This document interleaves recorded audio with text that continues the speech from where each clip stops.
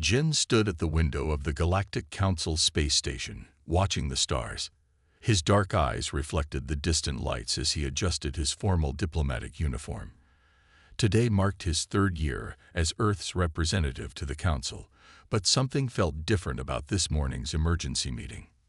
The message had come just 2 hours ago. Urgent assembly required. New species evaluation. Earth-born humans. Jin knew that somewhere out there, someone had finally noticed humanity, and he couldn't decide if that was good or bad. The council chamber was huge, with seats for over 200 different species. Jin's chair, marked with Earth's symbol, sat in the observers section. As he walked to his seat, he noticed the unusual number of observant representatives present. The observants, with their tall, silvery bodies and large eyes, rarely attended regular meetings in such numbers. The head speaker, a being made of shifting crystal formations, called the meeting to order. "We have gathered today to discuss a matter of significant concern," it said, its voice translated through the chamber systems. "The observant research fleet has discovered something unprecedented." The main screen lit up with images of Earth. Cities, forests, oceans, and mountains appeared one after another. Jin felt pride seeing his homeworld displayed before the galaxy's oldest civilizations, but that pride turned to confusion as he saw the data appearing alongside the images. Category 12 Death World, one of the observants announced, causing a wave of murmurs through the chamber. Average temperature variations of over 100 degrees. Extreme atmospheric pressure changes. Regular exposure to deadly radiation from a nearby star. Constant tectonic plate movement. Thousands of venomous species. Microscopic organisms that cause disease. Regular natural disasters. Jin watched as more and more council members shifted uncomfortably in their seats. He had never thought of Earth as particularly dangerous, but seeing it through alien eyes was eye-opening. And yet, the observant continued, its silver skin catching the light. The humans not only survive there, they thrive. The chamber erupted in discussions. Jin heard snippets of conversations around him. Impossible. How do they handle the gravity alone? The atmospheric toxins should have killed them ages ago. The head speaker raised its crystalline form, calling for silence. "Representative Jin, can you explain how your species manages these conditions?" Jin stood up, suddenly aware that every alien eye in the room was fixed on him. He cleared his throat. "Honorable council members, what you call extreme conditions, we call Tuesday." A few nervous laughs echoed through the chamber. Jin continued, "The conditions you describe are normal to us. We've evolved alongside them. Yes, our world has dangerous animals, but we learn to avoid or tame them. Yes, we have natural disasters, but we built cities that can withstand them. Yes, we have diseases, but our bodies learn to fight them." The observant who had presented the findings stepped forward. "That is precisely what concerns us. Your species has not just survived these conditions, you have mastered them. Our calculations suggest this should be impossible. A species born on a Category 12 world should not have developed intelligence before destroying itself." Jin smiled slightly. "Perhaps your calculations didn't account for something. These challenges didn't make us weaker. They made us stronger. Every problem we faced taught us something new. Every danger forced us to think differently. Every obstacle made us more determined to overcome it." The chamber fell silent. Jin could see the council members processing this information. Finally, the head speaker spoke again. "We propose a research mission.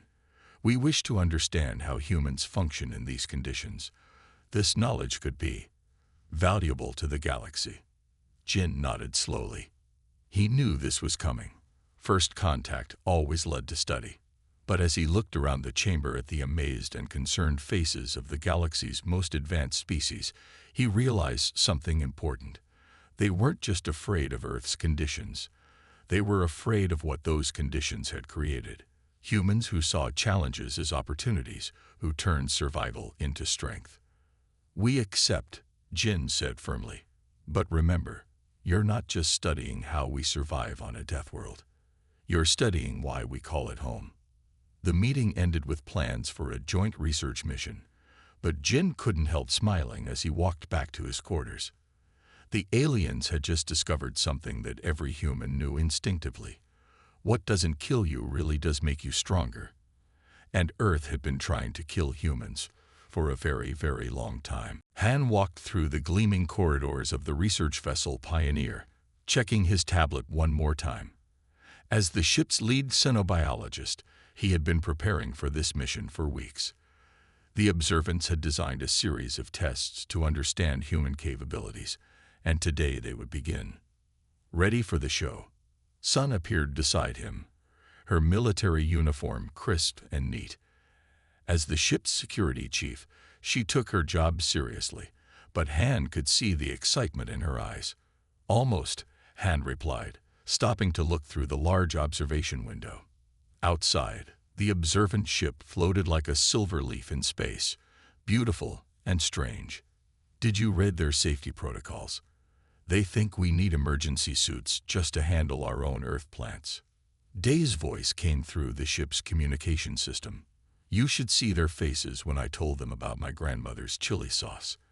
As the environmental systems engineer, she had spent days explaining to the aliens that humans actually enjoyed spicy food. The airlock chimed, announcing the arrival of their alien guests. 3 observants entered, their silvery skin shimming under the lights. The tallest one stepped forward, introducing itself as Lead Researcher Val. We have prepared the first experiment, Val said, its voice soft and musical through the translator. Though we must insist on safety measures. Han nodded, trying not to smile as the aliens led them to their research bay. The room was filled with what looked like ordinary earth plants, a small oak tree, some grass, and flowering plants. But around each one was an energy field that could stop a small explosion. These are samples from your world, Val explained. We would like to observe how you interact with them naturally. Sun looked at the containment fields and raised an eyebrow. You want us to touch plants? Under controlled conditions, Val added quickly. We understand these organisms release dangerous chemicals and can cause severe reactions. Han walked up to the oak sapling. May I? He asked. When Val nervously nodded, Han deactivated the containment field and gently touched the tree's leaves. The observants moved back quickly, their instruments raised to record everything. Han heard one of them whisper, "Remarkable. Direct contact with no protective gear." This is how we garden at home, Daz said, kneeling to touch the grass. My mother has a whole yard of this. Val's large eyes widened even further. You surround your living spaces with these organisms, voluntarily. We do more than that, Sun said, picking a flower and sniffing it. We grow them for food, medicine, and sometimes just because they're beautiful. The observants huddled together, speaking quickly in their own language. When they turned back, Val seemed both frightened and fascinated. We would like to proceed to the next test, Val announced, though perhaps we should reconsider our safety protocols. They seem unnecessary for your species. Han watched as the aliens began setting up their next experiment. He couldn't help but notice how they kept glancing at the humans, as if expecting them to suddenly fall ill from touching ordinary plants. What's next? Sun asked, still holding the flower. Atmospheric variation tests, Val replied. We want to understand how you handle changes in air pressure and composition. Day laughed softly. Wait until they find out about mountain climbing. Or diving, Han added. One thing at a time, Sun said quietly. We don't want to frighten them too much on the first day. As they prepared for the next test, Han realized something important. The aliens weren't just studying humans. They were redefining their understanding of what life could achieve. Every casual action, the humans took challenged thousands of years of alien scientific assumptions. Ready for the atmospheric tests? Val asked. Han nodded, catching the excited glances between Sun and Da. They all knew that this was just the beginning. The real surprises would come when the aliens discovered that these extreme tests were nothing compared to what humans did for fun back on Earth. "We're ready," Han said. "Show us what you've got." The observation room fell silent as Han lifted the weight. To him, it was nothing special. Just 30 kilograms, about what he would use for a warm-up at the gym back on Earth. But the observants were staring at him as if he had just moved a mountain. "Impossible," Val whispered, checking its instruments again. "The gravity in this chamber is set to match your homeworld. You shouldn't be able to move so easily." Sun leaned against the wall, trying not to smile. "Should we tell them about Olympic weightlifters?"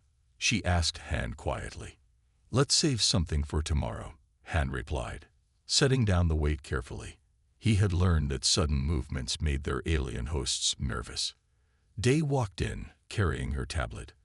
"The atmospheric test results are ready," she announced. "Turns out humans can adapt to pressure changes that would crush most species." Val moved to examine the data, its silvery skin rippling with excitement.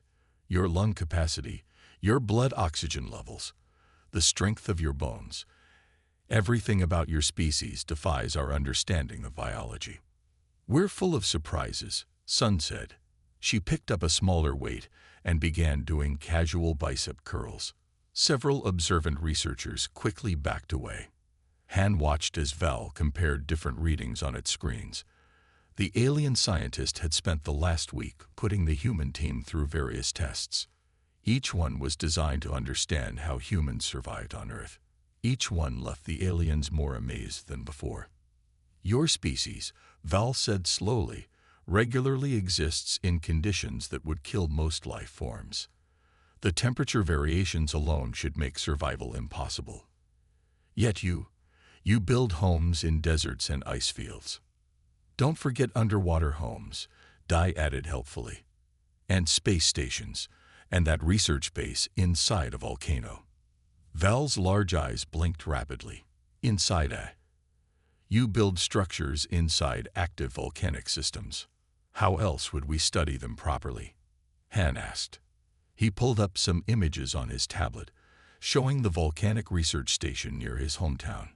The observants gathered around, their expressions a mixture of horror and fascination. "But the heat, the toxic gases, the pressure." Val's voice trailed off as it saw more images of humans working near the volcano.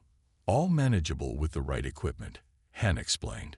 "Humans have always been curious about dangerous places. We want to understand them, explore them." Sun set down her weight and joined the conversation. "That's what you're missing about us. We don't just survive in these conditions. We study them, use them, learn from them. Every challenge Earth threw at us made us want to understand it better." Val was quiet for a moment, processing this information. "We thought your world's harsh conditions would limit your development," it said finally. "We were wrong. They drove your development instead." "Exactly," Dai said. "Earth taught us that nothing is impossible, just challenging, and challenges can be overcome." The room fell quiet again as the aliens reviewed their data. Han could almost see them rewriting their understanding of what life could achieve.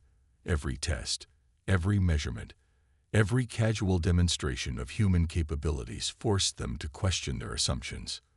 "We would like to try something new tomorrow," Val announced suddenly. "A test of your problem-solving abilities under what we consider extreme conditions." Han exchanged glances with Sun and Dai. They all knew what extreme conditions meant to the aliens by now, probably something humans would consider a normal Tuesday. "We're ready," Han said confidently. "But maybe you should prepare yourselves. You might find out that what you consider extreme, we consider entertaining." Val's skin rippled again, this time with what looked like concern. The alien scientist was beginning to understand that they weren't just studying human biology. They were discovering why Earth's deadliest challenges had created its greatest strengths. The warning alarms started during the night cycle. Han woke up to flashing red lights and the sound of the station's computer announcing, "Environmental system failure. Emergency protocols activated." He jumped out of bed, grabbing his tablet. The station's readings were changing rapidly. Temperature rising, air pressure dropping, oxygen levels falling. This wasn't part of any planned test. Status report. Sun's voice came through the communication system. She was already awake and in command mode. Engineering here, Day responded quickly. The main environmental control unit is down. Backup systems are not responding. And she paused. The observant crew is starting to lose consciousness. Han rushed to the main research bay. The scene that greeted him was chaos. The observant crew members were on the floor, their silvery skin turning a dull gray. Val was still awake but struggling to move. Their biology, Han realized suddenly. They can't handle rapid environmental changes like we can. Medical bay is ready, Sun announced, running into the room. But we need to stabilize this situation first. Day's voice came through again. The problem is in the central cooling system. But the access tunnel, she hesitated. The temperature in there is over 50 degrees Celsius. The radiation levels are also dangerous. Dangerous for them or dangerous for us? Sun asked, already knowing the answer. By their standards, lethal, Day replied. By our standards, uncomfortable but manageable. Han looked at Val, who was barely conscious now. Those are similar conditions to a hot summer day near a reactor back home, he said. We can handle it. Sun nodded. Dai, guide us through what needs to be done. Han, help me move the observants to the medical bay. They need stable conditions. The next hour was intense. While the alien crew rested in the protected medical bay, the humans went to work. Han and Sun carried equipment through corridors that felt like saunas. Dad directed them from her engineering station, explaining each step needed to fix the system. The power coupling is melted, Han reported, sweat dripping down his face as he examined the machinery. No wonder the backup systems failed. There's a spare in the storage unit, Dad said, but the radiation levels are still rising. Sun wiped her forehead with her sleeve. Just like that time, we had to fix the reactor cooling system back in Seoul, she said. Remember that heat wave? Han smiled despite the situation. At least here, we don't have to worry about humidity. They worked steadily, their bodies adapting to the harsh conditions just as they had evolved to do on Earth. What the observants considered lethal, the humans treated as an inconvenience. Finally, after replacing the coupling and restarting the systems, the station's environment began returning to normal. The temperature dropped, pressure stabilized, and radiation shields came back online. When they returned to the medical bay, they found Val awake and staring at them with an expression they had never seen before. You went into those conditions willingly, the alien scientist said quietly. Our instruments showed levels that should have killed you. We did what needed to be done, Sun said simply. But the heat, the radiation. Remember what we told you about Earth? Han asked, still wiping sweat from his face.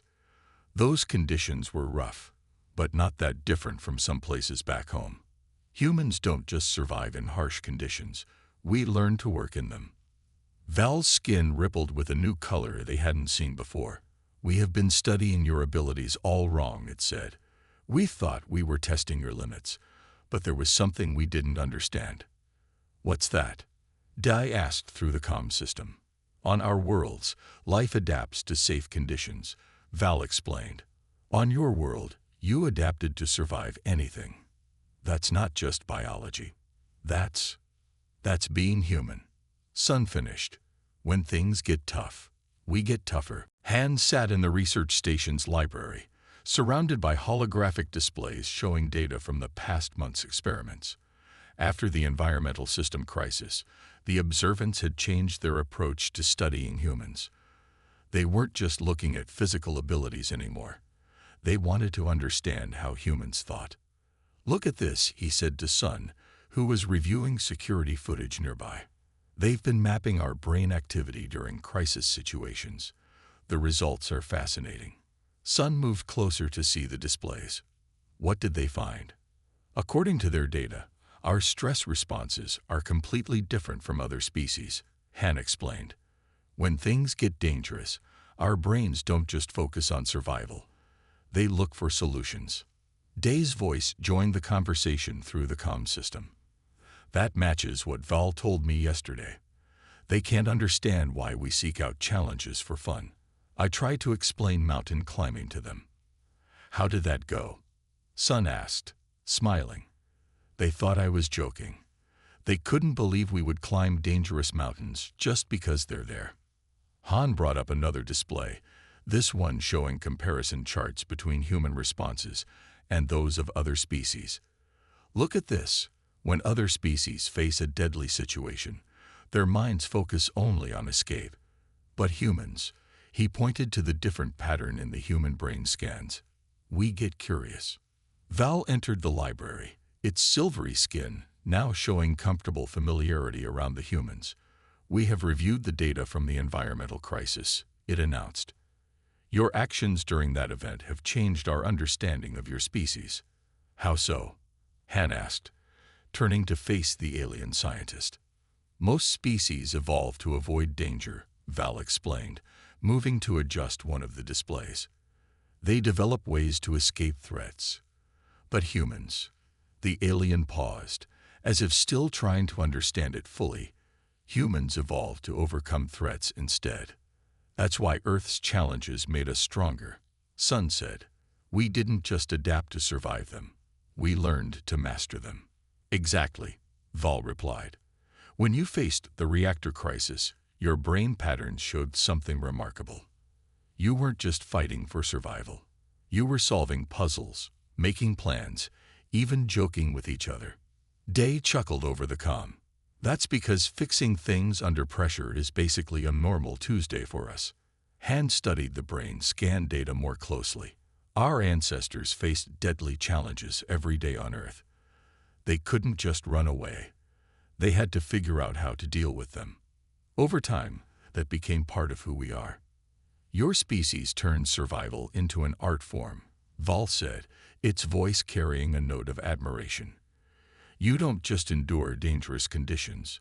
You learn from them, adapt to them, and eventually master them. That's why you can handle situations that would break other species. Sun pointed to a particular pattern in the brain scans. Is that what happened during the crisis? Yes, Val confirmed. While our crew was shutting down from panic, your brains were lighting up with problem-solving activity. You saw a deadly situation as a challenge to overcome, not just a threat to escape. Han sat back, thinking about what this meant. Earth didn't just make us physically strong, he said slowly. It taught us to think differently. Every challenge was a lesson. Every danger was a chance to learn something new. And that, Val added, is what truly makes humans unique in the galaxy. You don't just survive on a death world. You learn from it. Your greatest strength isn't in your bodies at all. It's in how your world taught you to think. Jin stood before the Galactic Council again, but this time everything felt different. The fear and doubt he had seen in alien eyes during his first presentation were gone. Now they watched him with something new. Respect. Val stood beside him, presenting the findings from the research station. The silvery alien's voice carried through the grand chamber as images of human achievements played on the massive screens. As you can see, Val explained, showing footage of the environmental crisis. Humans don't just survive in conditions we consider lethal. They thrive in them. They solve problems in them. They even find ways to use these conditions to their advantage. The head speaker's crystal form shifted colors as it spoke. This changes many things. A species that can handle such extreme conditions would be invaluable for exploration, emergency response, and colony development. Jin smiled slightly. He had been waiting for this moment. Earth is ready to work with the Council, he said, but we need to discuss our place in the galactic community. Han, Sun, and Da sat in the observer section, watching as Jin began negotiations. They had come to support Earth's position with their first-hand experiences from the research station. The humans have proved themselves exceptional, one council member announced. but their abilities also make them potentially dangerous. Who knows what a species evolved on a death world might do? Sun leaned forward, ready to object, but Jin handled it smoothly. Our history on Earth taught us more than just survival, he said. It taught us the importance of working together. Every major challenge we faced, we overcame by cooperating, by sharing knowledge, by helping each other. Han stood up, asking permission to speak. When the head speaker nodded, he addressed the council. In all our tests, in all our demonstrations, did you ever see us use our abilities to threaten or harm? No, we used them to help during the crisis. We used them to save lives. That's what Earth taught us. Strength means nothing if you don't use it to help others. The chamber fell quiet as the council members considered this. Val stepped forward again.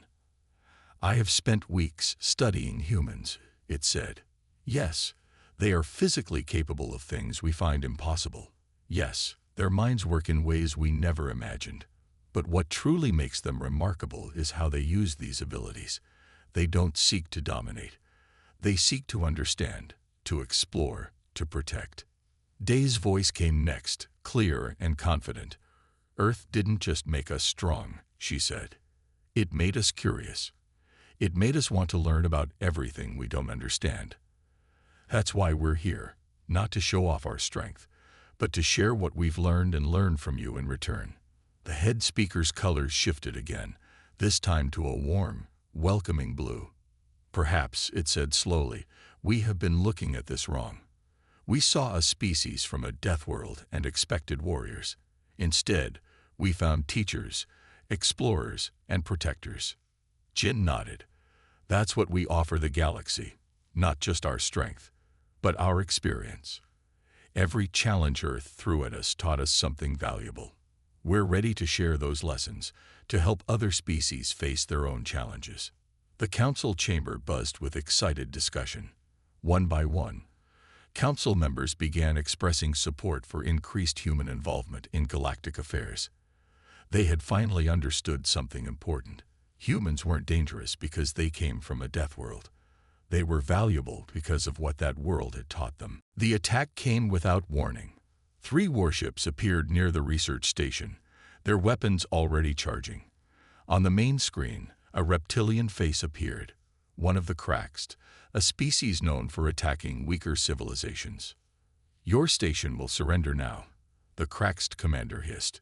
We've been watching. We know you're studying a dangerous species. We can't allow them to join the galactic community. Sun was already moving. Dai, get our defense systems online. Han, help Val evacuate the science teams to the safe rooms. Everyone else, emergency stations. The first blast hit the station hard, making the walls shake. But humans were used to unstable ground. Earthquakes on Earth had taught them how to keep their balance. They're targeting our life support systems, Dea reported from engineering. They think that will stop us. She laughed softly. They don't know about the backup systems we installed last week. Han led the observant science team through the corridors. Some areas were already losing pressure, but he had trained for this. On Earth, he had worked in underwater research labs, where pressure problems were a daily concern. Trust us, he told the scared aliens. This isn't even close to the worst conditions humans have handled. In the command center, Sun was organizing the defense. The station's shields were holding, but the Kraxed ships were strong.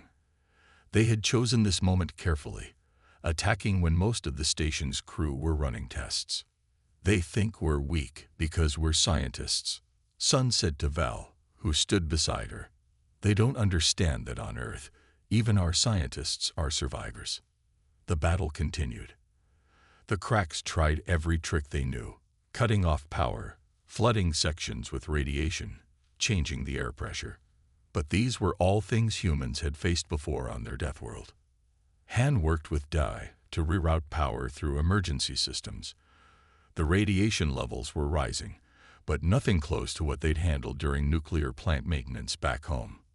The changing pressure was uncomfortable, but they'd felt worse while mountain climbing. Their attacks are based on what would hurt their own species, Val realized, watching the humans work. They don't understand that these conditions are normal for you. Sun nodded, directing the station's defensive measures. Earth taught us to be ready for anything. Every disaster, every challenge, every dangerous situation. They all became lessons. The Kraxed commander appeared on screen again, looking confused. Why aren't you dying? These conditions should be lethal. Because we're human, Sun replied calmly. And humans don't die easily. We've survived worse than this while camping for fun. The Kraxed ships tried one last desperate attack, attempting to overload the station's systems. But Da had already predicted this move. She had seen similar power surges during thunderstorms on Earth. Redirecting the power surge, she announced, just like handling lightning strikes back home. The surge backfired, disabling the Kraxed ship's main weapons. They hung in space, powerless, as Council security forces finally arrived to help. Val turned to Sun, its silver skin shimmering with amazement. You didn't just survive their attack, it said. You made it look easy. That's because it was easy, Han explained, returning to the command center. Everything they tried to use against us, we'd already faced on Earth. They thought they were creating deadly conditions, but to us, it was just another Tuesday. 1 month after the Kraxed attack, the research station had changed. The walls now displayed images of Earth's most extreme environments next to pictures of smiling humans living and working in them. The observants had stopped treating these images as horror stories and started seeing them as teaching tools. Han stood in the main conference room, helping Val prepare for the final presentation to the Galactic Council. On the screens around them, data from their research played alongside footage from the attack. We have something special to show the Council today, Val said, its silver skin glowing with excitement. We finally understand what makes humans truly unique. Sun walked in, followed by Da. They had spent the past month teaching other species how to handle emergency situations the human way. It turned out that many of Earth's survival lessons could help other species too. The Council is ready. Jin's voice came through the communication system. They're eager to hear what we've learned. The main screen lit up, showing the Council chamber. The head speaker's crystal form sparkled as it addressed them. After recent events, the galaxy needs to understand humans better. Please, share what you have discovered. Val stepped forward. When we first found humans, we thought they were dangerous because they came from a deadly world. We were wrong. The alien scientist paused. They are remarkable because their world taught them the most important lesson in the galaxy, how to turn challenges into strength. Han activated the main display, showing scenes from Earth. Every danger on our world, he explained, became a lesson. Earthquakes taught us to build stronger homes. Storms taught us to predict weather. Diseases taught us to understand biology. Even the deadliest challenges became opportunities to learn. During the attack, Sun added, the Kraxed thought they could defeat us with harsh conditions, but Earth had already tested us with far worse. Every weapon they used was something we had already mastered back home. Day spoke next, her voice clear and confident. The real strength of humans isn't that we can survive anything. It's that we learn from everything we survive. Each challenge makes us better prepared for the next one. The council chamber was silent as they watched scenes from the attack. They saw humans working calmly in conditions other species considered lethal. They saw them helping others adapt and survive. They saw them turning a deadly situation into a chance to teach and protect. We understand now, the head speaker said finally. Humans are not dangerous because they are strong. They are valuable because they are teachers. Every challenge they overcame on their death world became a lesson they can share with others. Jin smiled. That's why we're here, he said, not to show off our strength, but to help others find their own strength. Earth taught us that the greatest power isn't just surviving challenges. It's helping others survive them too. Val's skin rippled with bright colors of joy. The galaxy called Earth a death world, it said. But we were wrong. It wasn't a world of death at all. It was a school. The hardest school in the galaxy, but one that taught the most important lessons. The council members nodded in agreement. They finally understood something important. Humans weren't just survivors of a deadly world. They were graduates of the universe's toughest training ground. And now, they were ready to teach others what their world had taught them. "Welcome to the galaxy, humans," the head speaker announced. "We have much to learn from you." Han looked at his friends, Sun, Da, Jin, and even Val. They had done more than prove humans could survive in the galaxy. They had shown that humanity's greatest gift wasn't their strength or their resilience. It was their ability to turn every challenge, every danger, every seeming disaster into a lesson that could help others. Earth wasn't a death world after all. It was humanity's greatest teacher.